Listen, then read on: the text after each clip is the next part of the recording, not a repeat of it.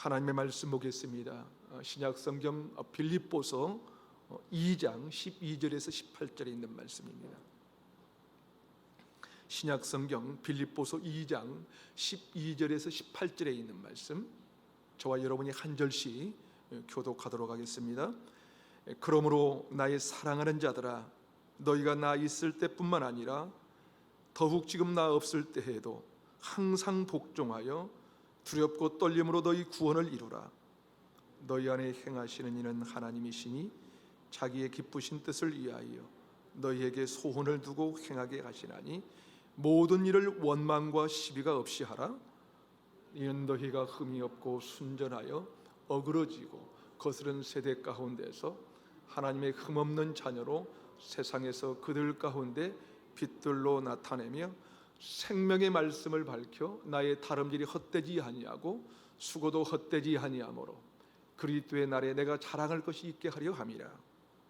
만일 너희 믿음의 제물과 섬김이 내가 나를 전제로 드릴지라도 나는 기뻐하고 너희 무리와 함께 기뻐하리니 함께 있겠습니다. 이와 같이 너희도 기뻐하고 나와 함께 기뻐하라. 아멘.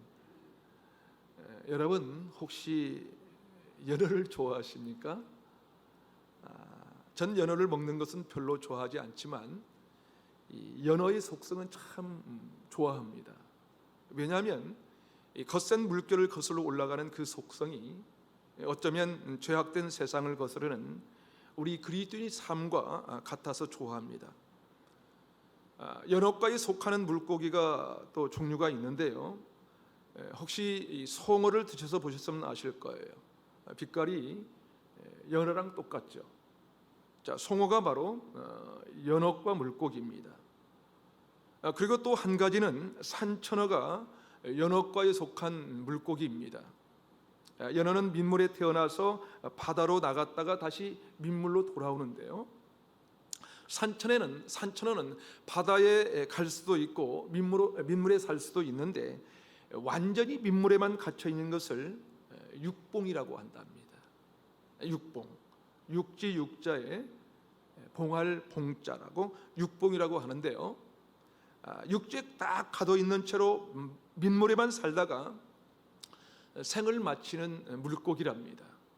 그런데 같은 연어과인데도 연어는 크기가 성어가 되면 적어도 80cm, 그러니까 거의 1m 가까운 크기가 된다고 하는데요, 산천어는 아무리 크게 자라도 30cm를 넘지 못한답니다. 보통 크기가 20cm 정도라고 해요.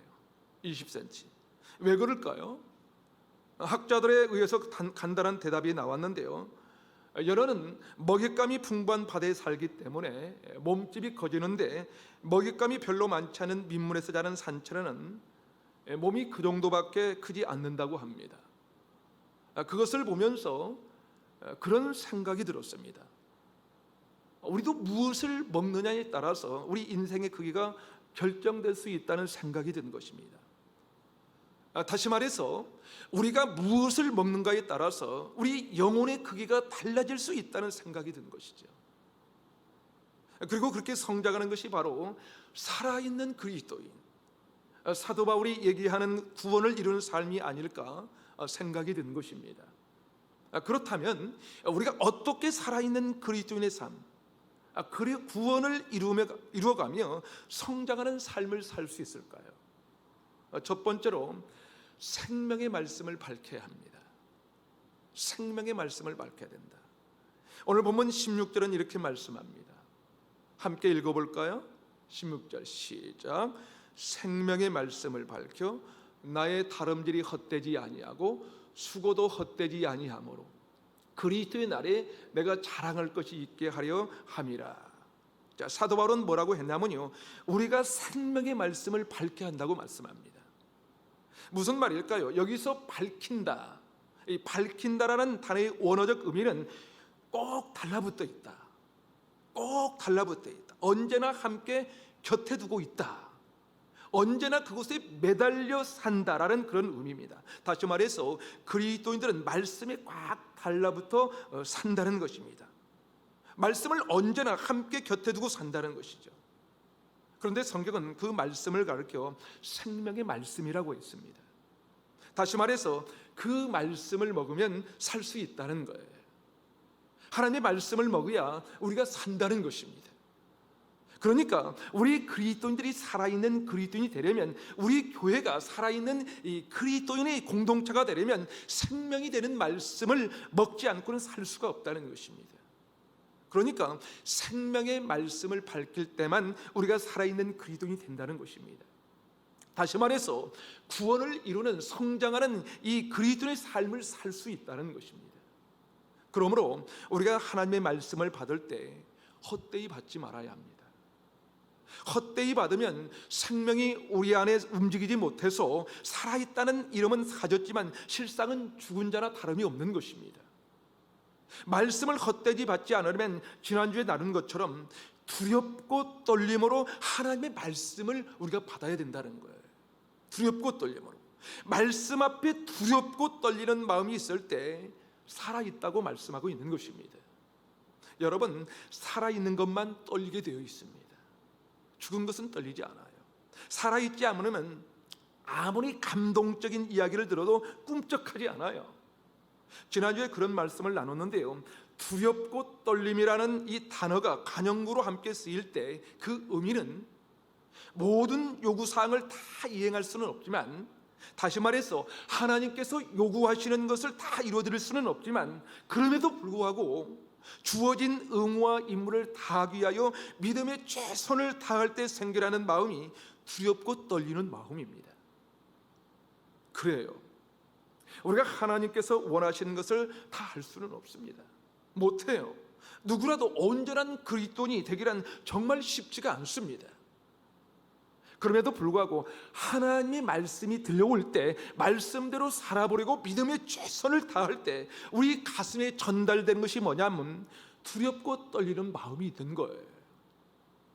우리는 온전할 수도 없습니다. 다 잘할 수도 없습니다. 어느 누구도 마찬가지죠. 그러기에 우리가 함부로 남들을 비난하지 말아야 하는 거예요. 함부로 남을 판단하지 말아야 된다는 것입니다. 왜냐하면 우리 중 어느 누구도 완전한 존재일 수가 없기 때문입니다. 그렇습니다. 그러기에 사실 이 두렵고 떨린다는 이 단어 속에는 우리의 부족함을 인정하는 것을 담고 있는 것입니다. 그래, 내가 많이 부족하지. 내가 아버지로서 너무 부족한 것이 많지. 내가 한 여자의 남편으로 산다는 것이 부족한 게 참 많지. 우리가 목회자요 성도로 신앙생활의 연륜이 아무리 많아도 내가 하나님 앞에 부족하지. 그런 마음이 있을 때 우리는 살아있는 그리스도인이라고 할 수 있다는 것입니다. 구원을 이루는 성장하는 그리스도인 삶을 살 수 있다는 것입니다. 자신이 부족한 줄 아는 존재, 온전히 살 수 없음을 고백하는 존재, 그래서 하나님의 은혜가 필요할 수밖에 없는 존재라는 것을 고백하고 인정하는 사람은 늘 하나님 앞에 두렵고 떨리는 마음이 있는 것입니다. 고린도후서 12장에는 사도 바울이 자신에게 주어진 가시를 제거해달라고 하나님께 기도하는 내용이 있습니다. 3번이나 하나님께 구했지만 하나님의 대답은 무엇이었습니까? 내 은혜가 내게 족하다라고 말씀합니다. 고린도후서 12장 7절에서 10절까지를 유진 피터슨의 메시지 성경에 보면 이렇게 기록하고 있습니다. 제가 읽어드리겠습니다.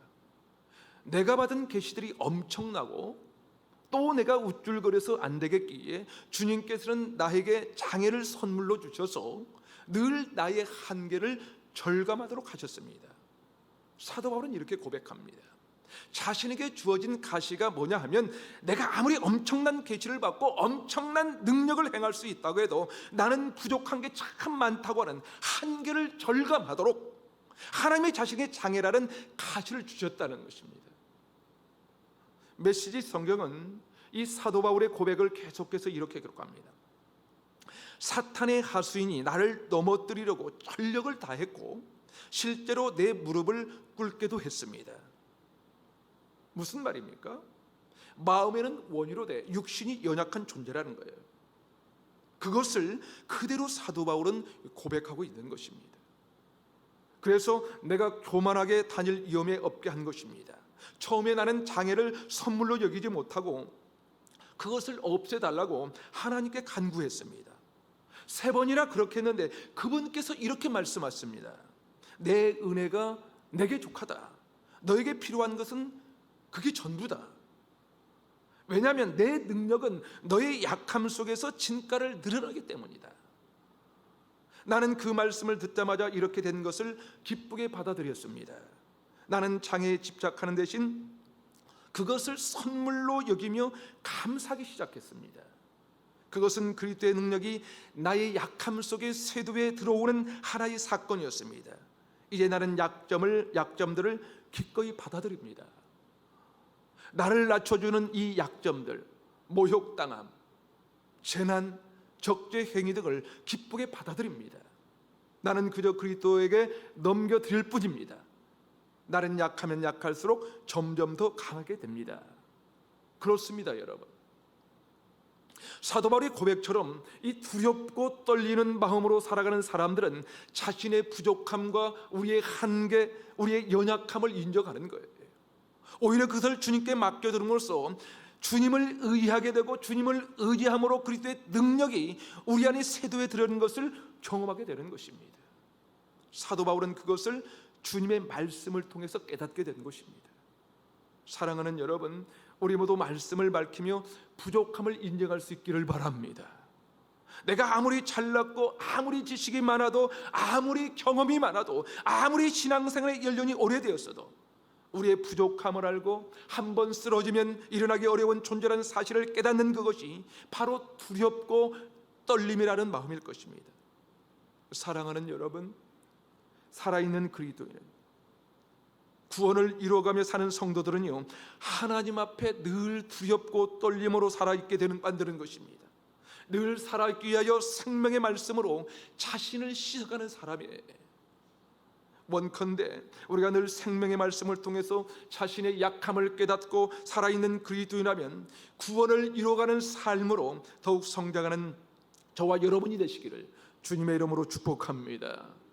한 걸음 더 나아가 우리가 어떻게 살아있는 이 그리스도인의 삶을 살 수 있을까요?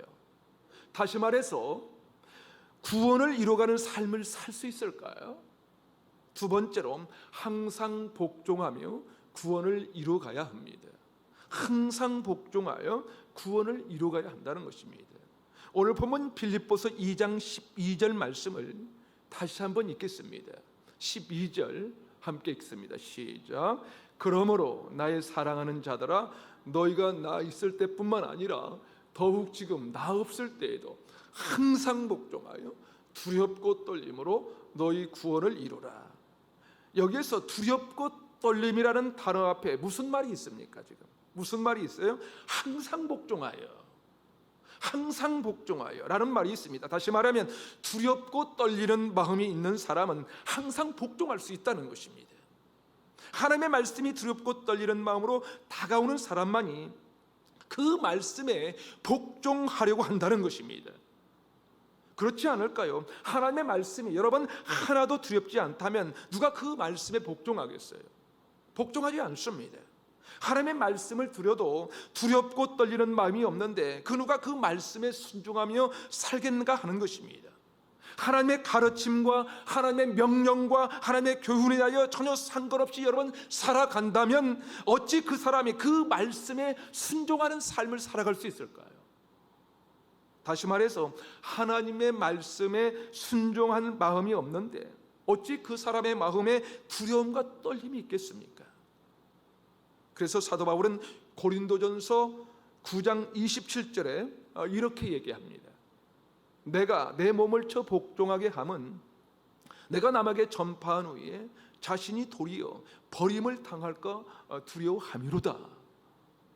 사도 바울은 왜 자신의 몸을 쳐 복종시키냐 하면 복음을 전한 후에 오히려 자기가 버림을 받을까 봐 두려워서라고 합니다. 무슨 말입니까, 여러분? 두려움이 있는 사람은 복종하게 된다는 거예요. 복종하게 된다. 그렇습니다. 우리가 두렵고 떨리는 마음이 있어야 하나님의 말씀에 순종합니다. 여러분, 바로 그런 사람이 구원을 이루는 삶을 살려고 몸부림을 치는 것입니다. 우리가 묵상하고 있는 빌립보서 2장 12절 앞부분은 예수 그리스도의 삶에 대해서 기록하고 있는데요, 빌립보서 2장 8절은 이렇게 말씀합니다.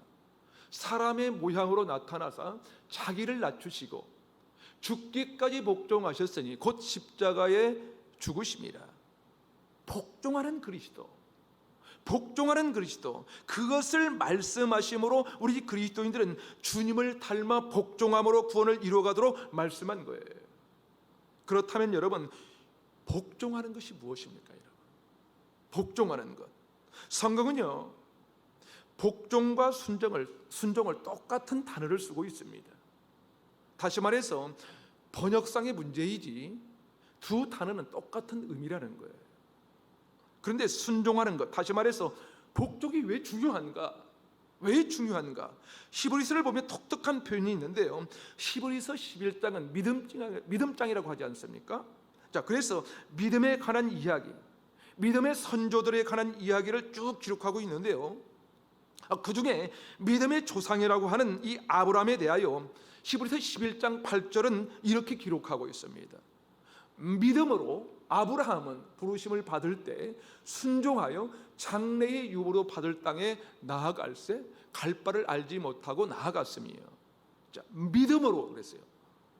믿음으로 아브라함은 부르심을 받을 때 어떻게 했다고요? 순종하여 그랬어요. 순종하여, 무슨 얘기냐면 성경에는요 믿음이 순종과 똑같은 의미로 쓰여지고 있다는 것입니다. 다시 말해서 믿음 있는 사람은 순종한다는 것입니다. 복종하는 사람은 믿음이 있는 사람이라는 거예요. 믿음이 없었다면 아브라함은 떠날 수가 없었을 거예요. 순종하지 않았을 것입니다. 그러나 믿음이 있었던 아브라함은 부르심을 받았을 때 순종했다고 기록하고 있습니다. 그렇게 순종하는 길이 믿음의 길이고 순종하고 복종하며 사는 삶이 바로 믿음의 삶이라는 것입니다. 그것이 바로 살아있는 그리스도인의 삶이라는 거예요. 요한복음 3장 36절을 보면요, 여러분 왜 복종이 중요한지 다시 한번 확인해 보도록 하겠습니다. 요한복음 3장 36절은 이렇게 말씀합니다. 우리 함께 읽겠습니다. 시작. 아들을 믿는 자에게는 영생이 있고 아들에게 순종하지 아니하는 자는 영생을 보지 못하고 도리어 하나님의 진노가 그 위에 머물러 있느니라. 자, 여러분 논리라는 게 있는데요, 논리. 자, 이것을 논리적으로 우리가 생각해 보면 아들을 믿는 자에게는 영생이 있고, 그렇죠? 아들을 믿는 자에게는 영생이 있고, 그렇다면 영생이 없는 자는 누구예요? 누구예요? 아들을 믿지 않는 사람입니다. 그렇죠? 자, 그런데 요한복음 3장 36절은 말씀하고 있냐면요, 어떻게 말씀하고 있냐면요, 아들을 믿는 자에게는 영생이 있고 아들에게 순종하지 아니하는 자는 영생을 보지 못한다고 말씀합니다. 자, 그러니까 우리가 이 말씀을 논리적으로 표현한다면 아들을 믿는 자에게는 영생이 있고 아들을 믿지 않는 자에게는 영생이 없다라고 해야 하지 않습니까? 그렇죠? 자, 그런데 성경은 어떻게 기록하고 있어요? 아들을 믿는 자에게는 영생이 있지만 아들을 믿지 않는 자, 아들에게 순종하지 아니하는 자는 영생을 볼 수 없다고 기록합니다. 자, 다시 말해서 믿음과 순종은 똑같다는 거예요. 그만큼 이 복종이라는 것이 중요하다는 것입니다. 왜 복종이 중요한가? 복종이 바로 믿음이거든요. 바로 믿음이에요. 그렇습니다, 여러분. 복종이, 순종이 왜 그렇게 중요한가? 우리가 믿음으로 구원을 얻기 때문이며 그런데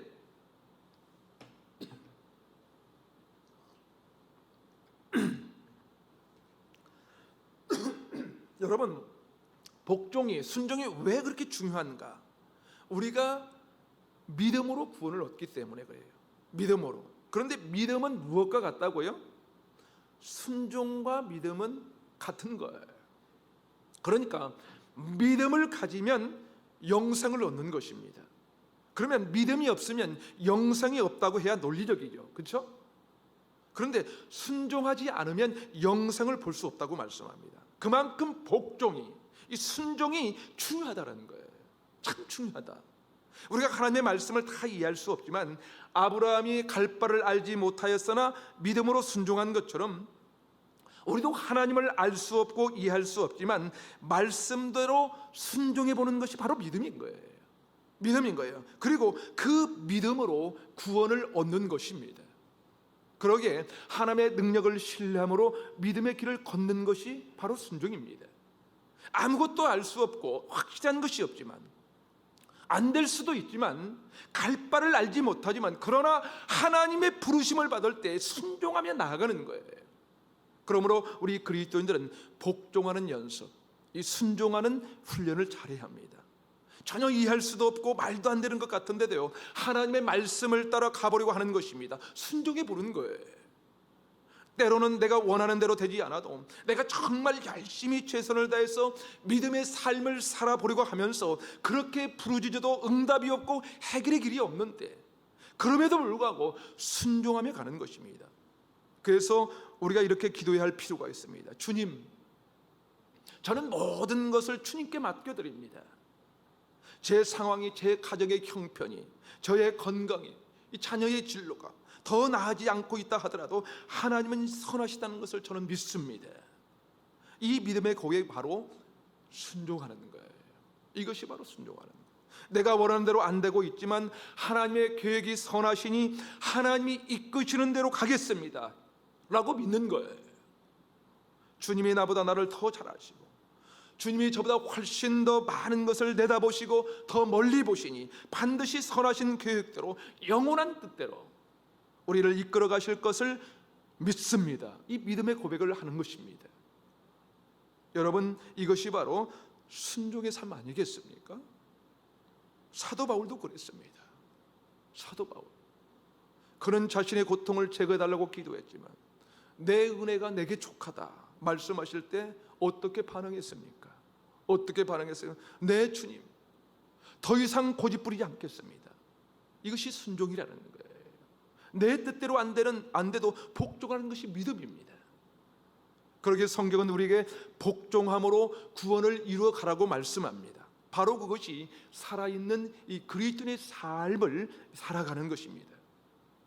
마지막으로 우리가 어떻게 살아있는 그리스도인의 삶을 살 수 있을까요? 다시 말해서 우리가 어떻게 구원을 이루는 삶을 살아갈 수 있을까요? 세 번째로, 보이지 않을 때에도 더욱 복종하며 따라갑시다. 보이지 않을 때에도 더욱 복종하며 따라가는 거예요. 빌립보서 2장 12절을 다시 한번 보겠습니다. 빌립보서 2장 12절 함께 읽겠습니다. 시작.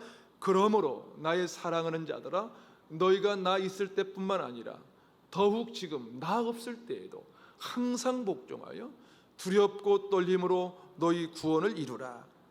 여러분, 복종은 어떻게 하냐면요, 주님이 보지 않을 때, 주님이 보지 않을 때도, 주님이 응답하시지 않을 때도 더욱 내 뜻대로, 내 기도하는 대로 이루어지지 않아도 더욱 순종하는 거예요.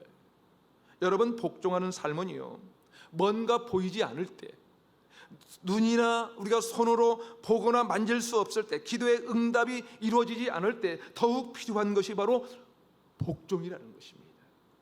복종. 여러분, 안 보인다고, 여러분 손에 안 잡힌다고, 손에 잡히지 않는다고 없는 것입니까? 여러분, 공기가 안 보인다고 없는 거예요? 아니죠. 아니에요. 흑암이어서 아무것도 안 보이면 아무것도 없는 것인가요? 아닙니다. 그래서 성경은 말씀합니다. 더욱 나 없을 때에도 항상 복종하여 두렵고 떨림으로 구원을 이루라. 여러분, 빌립보서는 언제 쓰여졌냐면요, 사도 바울이 3차 전도 여행을 다 마치고 로마의 감옥에 갇혀 있을 때 쓴 서신서이지요. 그러니 당연히 빌립보 교인들과 같이 있지 않는 것이지요. 사도 바울은 빌립보 성도들과 함께 있으면서 항상 하나님의 말씀을 선포해 줄 수가 없었습니다. 그래서 이 사도 바울은 빌립보 성도들에게 부탁을 합니다. 더욱 나 없을 때에도 항상 복종하여 두렵고 떨림으로 너희 구원을 이루라. 그렇습니다, 여러분. 때로 우리가 신앙생활을 할 때 그럴 때가 있지 않습니까? 앞이 안 보여요. 흑암 같아요. 아무리 기도해도 응답이 없어요. 손에 잡히는 게 없습니다. 어디로 가야 할지 갈 바를 알지 못해요. 그래서 하나님의 계시지 않는 것처럼 느낄 때가 있습니다. 그러나 그럼에도 불구하고 어떻게 하라고요? 그럴 때에도 주님을 따라가 보는 거예요. 주님을 따라가 보는 것. 그것이 바로 순종하는 믿음의 삶이요 구원을 이루는 삶입니다. 살아있는 그리스도의 삶이 바로 그거예요. 히브리서 11장에 보면 믿음의 선조들 가운데 이 모세에 대한 기록이 있는데요, 거기에 보면 모세가 왜 믿음의 조상으로 히브리서 11장에 담겨져 있는지 우리가 알 수가 있어요. 히브리서 11장 27절은 이렇게 기록하고 있습니다. 믿음으로 애굽을 떠나 왕의 노함을 무서워하지 아니하고 곧 보이지 아니하는 자를 보는 것 같이 하여 참았음이요. 자, 성경은 모세를 어떻게 기록하고 있냐면요, 보이지 아니하는 자를 어떻게 했다고요? 보는 것 같이 하여 참았다 그랬어요. 보는 것 같이. 이것이 바로 살아있는 그리스도의 삶, 복종하는 삶의 모습이라는 거예요. 하나님이 보이지 않아요. 보이지 않아도 보는 것처럼 복종하는 거예요. 내 기도의 응답이 더딜지라도, 아니 내 뜻대로 안 되어도 하나님은 여전히 살아 역사하시는 분이라는 사실을 우리가 인정하고 고백하며 따라가는 것입니다. 그것이 바로 진짜 복종하는 것이지. 보이지 않을 때 더욱 복종함으로 믿음을 증명하는 것입니다. 그것이 바로 구원을 이루어가는 삶이라는 것입니다. 사랑하는 여러분, 우리가 인생을 살아가는 매일의 삶이 쉬운 날만 있는 것은 아니죠. 아니 여러분, 도리어 힘들고 어려운 날이 훨씬 더 많지 않습니까? 앞이 보이지 않을 때가 얼마나 많습니까? 얼마나 많아요. 응답되지 않는 기도가 얼마나 많습니까? 여러분, 우리 가정에는 나에게는 이런 일이 일어나지 않았으면 좋겠다고 생각하는 것들이 얼마나 많습니까? 온 세상의 코로나 바이러스가 어서 속히 사라지고 모든 일상이 정상적으로 회복되면 얼마나 좋겠습니까? 왜 하나님의 이런 상황을 이렇게 오래도록 놔두고 계시는 것일까요? 사랑하는 여러분, 이사야 55장 9절은 이렇게 말씀합니다. 이는 하늘이 땅보다 높음 같이 내 길은 너희의 길보다 높음이요 내 생각은 너희의 생각보다 높음이니라. 그렇습니다. 여러분, 하나님은 우리의 계획보다 훨씬 더 크십니다. 훨씬 더 크시고 깊고 넓은 계획을 갖고 계신다는 것을 믿으시기 바랍니다. 그 믿음 가지고 그분의 말씀대로 복종하며 따라가는 것을 가르쳐 성장하는 그리스도인의 삶, 살아있는 삶이라고 성경은 말씀하고 있습니다. 그렇게 보이지 않아도 보이는 것 같이 살 수 있다면 그것이 바로 구원을 이루는 삶, 살아있는 그리스도인의 삶입니다. 사랑하는 여러분, 우리가 지금은 답답하고 참으로 어렵고 힘들지만 하나님의 크심을, 하나님의 온전하심을 신뢰함으로 담대히 나아갑시다. 주의 능력으로 우리를 새롭게 하실 그때를 기대하며 따라갑시다. 무엇보다도 생명의 말씀을 붙들고 살아있는 그리스도의 삶을 우리 살아갑시다. 그 말씀에 항상 복종하며 따라 가시기를 바랍니다. 특별히 보이지 않을 때도 더욱 복종하며 따라가십시오. 그렇게 살아있는 그리스도인에서 날마다 성장하는 삶, 구원을 이루어가는 삶을 살아가는 저와 여러분이 되시기를 주님의 이름으로 축원을 드립니다. 우리 함께 기도하시겠습니다. 이 시간 함께 기도하실 때 우리가 정말 살았다는 이름은 있어도 죽은 자와 같은 삶을 살지는 않았는지 우리가 이 시간 한번 돌아보며 회개했으면 좋겠습니다. 나아가 이름만이 아니라 진정 살아있는 그리스도의 삶을 살기 원합니다. 다 이해할 수는 없지만 생명력 있는 말씀에 붙들려 살게 하옵소서. 나의 부족하고 연약함을 인정하며 항상 복종하게 하시고 약할 때 강함 되시는 주님의 능력이 내 안에 세도에 들어오는 것을 경험하며 살게 하여 주시옵소서. 특별히 하나님이 없는 것 같고 보이지 않을 때에도 더욱 순종함으로 따라가는 믿음의 삶을 살게 하여 주옵소서. 지금의 이 어려운 상황 가운데서 우리의 생각보다 훨씬 크고 깊고 높으신 하나님의 계획하심을 바라보면서 교회가 더 큰 소망을 가지도록 힘주시고 능력과 은혜 주시옵소서. 오늘 또 우리에게 주신 말씀을 우리가 새기면서 우리 한번 함께 기도했으면 좋겠습니다. 함께 기도합시다. 살아계신 하나님 아버지, 우리가 정말 살았다는 이름을 써도 죽은 자와 같은 삶을 살지는 않았는 이 시간 주님 말씀 앞에 우리 자신을 돌아보며 회개합니다. 하나님, 이름만이 아니라 진정 살아있는 그리스도의 삶을 살기를 원합니다. 다 이해할 수는 없지만 그러나 생명 있는 말씀에 붙들려 살기를 소망합니다. 하나님, 나는 부족합니다. 나는 연약합니다. 아버지 하나님, 그러나 이 부족하고 연약함을 주님 앞에 인정하고 항상 복종하며 살아가는 그런 믿음의 삶을 살기를 원합니다. 약할 때 강함 되시는 주님의 능력이 내 안에 세도에 들어오는 것을 경험하여 살아갈 수 있도록 주님 깨우쳐 주시옵소서. 특별히 하나님 없는 것 같고 보이지 않을 때에도 더욱 순종함으로 살아가는 믿음의 삶을 살아갈 수 있도록 아버지 붙잡아 주시옵기만을 기도하고, 하나님 아버지, 주님의 이 어려운 상황 가운데서 우리의 생각보다 훨씬 크고 깊고 높으신 하나님의 계획하심을 우리가 바라볼 수 있도록 도와주옵소서. 교회가 더 큰 소망을 가지고 힘주시고 능력과 주님의 은혜를 함께함으로 이 어려운 시기를 믿음으로 돌파할 수 있는 주의 백성들이 다 될 수 있도록 아버지 은혜 베풀어 주시고 역사해 주시옵기만을 기도하옵고, 오 주님 도와주시옵소서. 하나님 은혜 내려주시옵소서. 오 주님 감사합니다.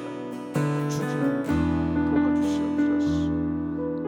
하나님 아버지, 우리의 연약함을, 우리의 부족함을 긍휼히 여기시고 생명의 말씀을 밝히며 구원을 이루어가는 삶을 살게 하옵소서. 물길을 거스르는 연어처럼 어두운 세상, 죄악된 세상을 거스며 올라가는 믿음의 능력을 우리에게 부어주시기를 간절히 원합니다. 살았다는 이름만이 아니라 주님 살아있는 그리스도의 삶을 살아가게 하옵소서. 다 이해할 수 없어도, 다 할 수 없어도 복종하는 믿음으로 승리하는 주의 백성들, 빛을 발하는 주의 교회 되도록 인도해 주시기를 간절히 원하옵고 예수님의 이름으로 기도하옵나이다. 아멘.